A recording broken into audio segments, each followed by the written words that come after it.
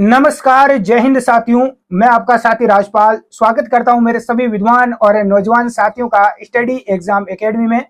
नए हो तो चैनल को तोड़ मरोड़ कर सब्सक्राइब जरूर कर ले।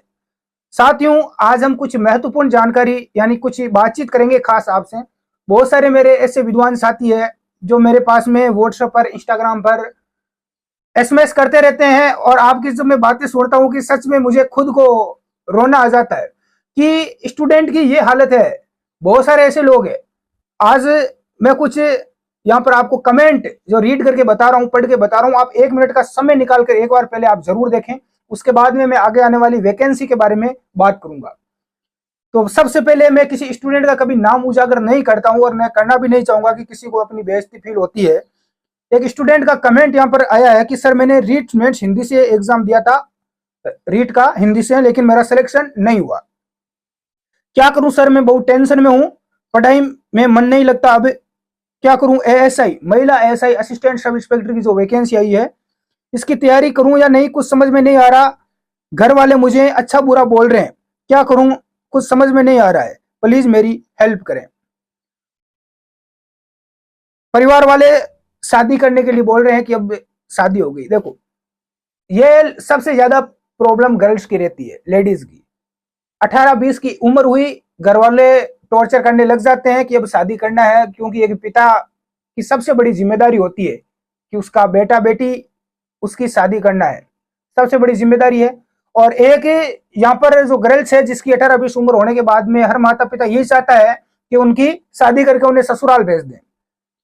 और कुछ बेटियां ऐसी है जो चाहती है कि वो पढ़ें, आगे तैयारी करें और सरकारी नौकरी लगे, अपने माता पिता का सपना पूरा करे, खुद का सपना साकार करे।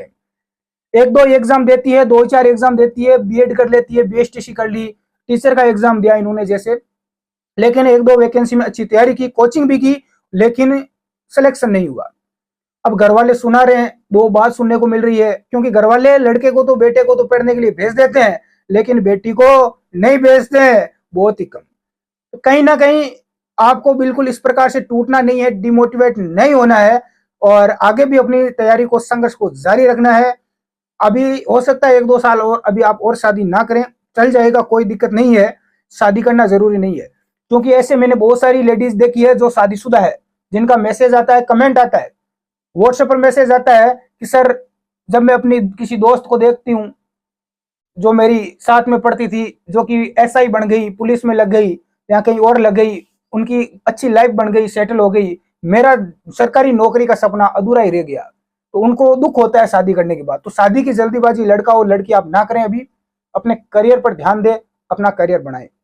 एक स्टूडेंट का देखो और कमेंट पढ़ के सुनाता हूं। अच्छा, मेरे पहले 2021 रीट में 125 नंबर थे, रीट लेवल फेस्ट में, उसमें भी नंबर नहीं आया।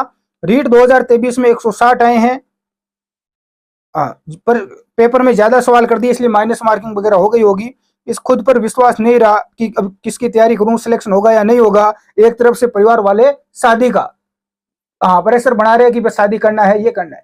तो ऐसी स्थिति देखो सभी, बहुत सारे लोगों के साथ होती है कि परिवार को भी मैनेज करना है, पढ़ाई भी करना है, खुद का खर्चा भी निकालते हैं। मैंने जी जब तैयारी की थी तो ऐसा नहीं है कि भाई परिवार वालों के या किसी और के सहारे पर की थी, खुद ने कुछ ना कुछ जुगाड़ किया, प्राइवेट संस्थान में पढ़ाने गए, इसके साथ में तैयारी स्टार्ट की। तो ऐसा बहुत सारी जो ये परिस्थितियां हैं, ये यहीं से हमें सीखना है। और जब इस प्रकार की गलत जो हमारे सामने विषम जो परिस्थिति है, इन्हीं के साथ में हमें आगे बढ़ना है। संघर्ष हमें करना जरूरी है दोस्त। इतना आसान नहीं है जिंदगी गुजारना और कुछ हासिल करना। इतना आसान होता मास्टर बनना, रीट में लगना, या एसआई बनना, आरएस बनना, तो हर कोई बन जाता, हर घर में होता। इसके लिए लड़ना पड़ता है, लड़ाई लड़नी पड़ती है। तो आप अपनी मेहनत को जारी रखें, संघर्ष को जारी रखें। शादियां तो होती रहेगी, 1-2 साल और आप इंतजार कर सकते हैं। अपना इस पर फोकस करें, जो कमी रह गई है उस पर ध्यान दें। अब मैं वैकेंसी की बात करूंगा दोस्त, ज्यादा टाइम नहीं लूंगा।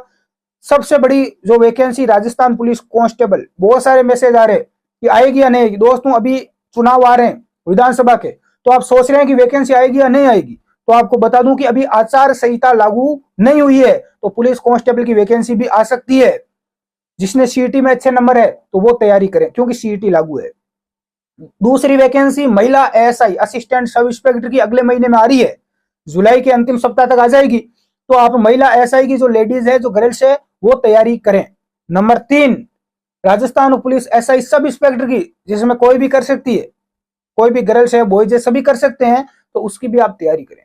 सबसे बड़ी वैकेंसी जो न्यूज़पेपर में अभी आई थी 900 पदों पर, राजस्थान में जो आरएस की सबसे बड़ा एग्जाम है आरएस का, उसकी आप तैयारी करें। आरएस की यदि आपने तैयारी कर ली तो आरएस का पेपर पास नहीं हुआ तो भी आप आरएस की यदि आपने तैयारी उस लेवल तक यदि कर रखी है तो राजस्थान पुलिस कांस्टेबल हो, इसके अलावा चाहे एसआई का हो चाहे एएसआई का हो, सारे एग्जाम आप पास कर लोगे। ठीक है, तो ये चीज आप नोटिस करें। उस लेवल के अच्छे लेवल की आप तैयारी करोगे तो छोटे बड़े एग्जाम आप आराम से निकाल लोगे मेरे दोस्त, चिंता कौन नहीं करनी रे जीवड़ा। अब गुरुजी इनकी वैकेंसी आएगी या नहीं आएगी? तो आएगी। एलडीसी की भी वैकेंसी आएगी, पोस्टें खाली है उनको भरना पड़ेगा। राजस्थान पुलिस कांस्टेबल की आएगी, एएसआई की तो आ रही है, इसके अलावा एसआई की भी वापस आएगी, क्योंकि पिछली एसआई की भर्ती का भी डॉक्यूमेंट वेरीफाई वगैरह होगा, फाइनल रिजल्ट आएगा उसके बाद वैकेंसी आएगी, उससे पहले नहीं आएगी। आरएस की भी आ रही है, एलडीसी है, इसके अलावा राजस्थान में जो रोडवेज है, रोडवेज वाली वो भी आ रही है, परिचालक चालक परिचालक की। तो ऐसी काफी वैकेंसी है जो आएगी हमारे सामने, लेकिन टीचर की भी आएगी, आप सभी को पता है, पेस्ट ग्रेड वगैरह की। तो आप इनकी तैयारी करें। यदि आपने बीएड बीएसटीसी वगैरह कर रखा है, बीएड वगैरह, तो उसकी करें, टीचर लाइन में आप रेगुलर करें। अब कुछ डाउट ये है कि सर मैं टीचर की करूं, टीचर की आगे तैयारी करूं जिन्होंने बीएड कर रखी है, या इनकी करूं? तो आप सारी सभी पर ही थोड़ा वो ध्यान दें। टीचर की आपकी पहले अच्छी तैयारी है तो उसमें भी आप रिविजन वगैरह मारे, इसके अलावा छोड़े नहीं। एक बार हमारा एग्जाम होता है तो हम पढ़ाई छोड़ देते हैं, वापस कोई भर्ती आती है तो वापस शुरू करते हैं, ये हमारा सबसे बड़ा माइनस पॉइंट है। तैयारी एक बार कोई पेपर हो जाता है, हमें लगता है कि कम नंबर आ रहे हैं, नहीं हो पाएगा, या थोड़ा डाउट रहता है, तो फिर आप पढ़ाई को छोड़े नहीं। वैकेंसी नहीं है फिर भी आप तैयारी करें, तैयारी को आप रेगुलर बनाए रखें दोस्त, इससे आपको बहुत ज्यादा फायदा होगा, बाकी लोगों से आप अच्छा बेहतर कर पाओगे। तो ये आपकी एक बहुत बड़ा डाउट था। इसके अलावा जो सफाई कर्मचारी की भर्ती है उसमें फॉर्म भरूं या नहीं भरूं जीवड़ा? आप बेरोजगार हो तो फॉर्म भरो भाई। 20-25 हजार रुपए स्टार्टिंग में तो 12-13 हजार रुपए सैलरी मिलेगी, लेकिन 2 साल बाद में आपकी शायद इसमें सैलरी बढ़कर 20-25 हजार में आपको मिलेगी, और इसमें भी प्रमोशन के बहुत ज्यादा आगे चांसेस रहते हैं। कचरा उठाना पड़ेगा, वो मैं उठा लूंगा भाई, कचरा मुझे दे दो आप, अरे 800 रुपए मुझे दे दो दिन के, मैं उठा लूंगा कचरा। कचरा उठाने में कौन सी बड़ी बात है? अरे देश की गंदगी, समाज की गंदगी साफ कर रहे हैं, इसमें कोई बिल्कुल ऐसी बात नहीं है दोस्त। आपको यदि नौकरी मिल रही है, इस बेरोजगारी में ठोकरें नहीं खानी पड़ेगी, घर वालों की, पड़ोसियों की, समाज के लोगों की 2 बातें आपको सुननी नहीं पड़ेगी, खुद के पैरों पर खड़े हो जाओगे। और सफाई कर्मचारी में भर्ती होने के बाद आपके पास खूब टाइम है, आप दूसरी वैकेंसी की शानदार तैयारी कर सकते हैं, आपको टाइम मिल जाएगा।